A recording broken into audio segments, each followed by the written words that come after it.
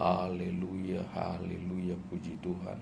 Terima kasih kepada Tuhan untuk semua berkat-berkat, perlindungan, kesehatan yang diberikan kepada kita semuanya. Amin.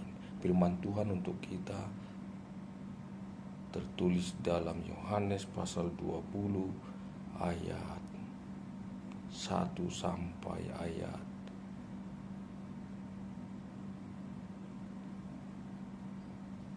18. Kebangkitan Yesus.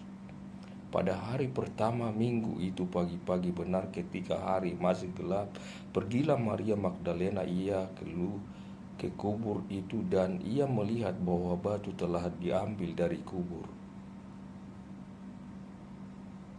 Ia berlari-lari mendapatkan Simon Petrus dan murid yang lain yang dikasihi Yesus dan berkata kepada mereka, "Tuhan, telah diambil orang dari kuburnya, dan kami tidak tahu di mana ia diletakkan." Maka berangkatlah Petrus dan murid yang lain itu ke kubur. Keduanya berlari bersama-sama, tetapi murid yang lain itu berlari lebih cepat daripada Petrus sehingga lebih dahulu sampai di kubur.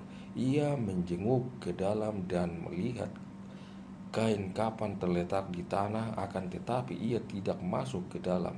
Maka datanglah Simon Petrus juga menyusul dia dan masuk ke dalam kubur itu.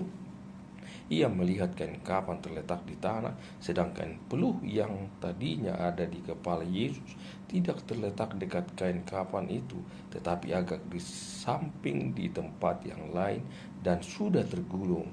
Maka masuklah juga murid yang lain yang lebih dahulu sampai di kubur itu, dan ia melihatnya dan percaya, sebab selama itu mereka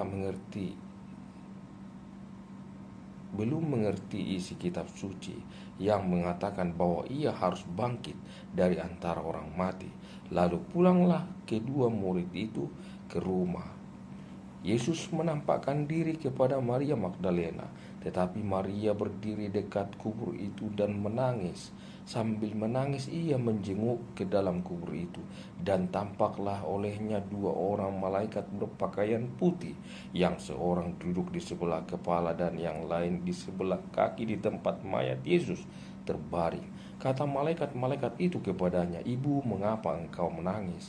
Jawab Maria kepada mereka, "Tuhanku telah diambil orang dan aku tidak tahu di mana ia diletakkan."